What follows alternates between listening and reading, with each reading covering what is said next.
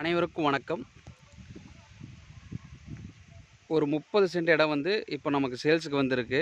இந்த இடம் எக்ஸாக்டாக எங்கே இருக்குதுன்னு பார்த்துட்டிங்கன்னா, நம்ம கவுந்தப்படி பஸ் ஸ்டாண்டில் இருந்து பவானி போகிற வழியில் ரெட்டவாய்க்கால் பஸ் ஸ்டாப்லேருந்து 1 கிலோமீட்டர் டிஸ்டன்ஸில் குட்டிப்பாளையம் போகிற ரோட்டில் ஒரு 30 சென்ட் இடம் வந்து சேல்ஸுக்கு வந்திருக்கு. இந்த இடத்தோட ஒரு சென்ட்டின் விலை வந்து 2 லட்ச ரூபா சொல்கிறாங்க.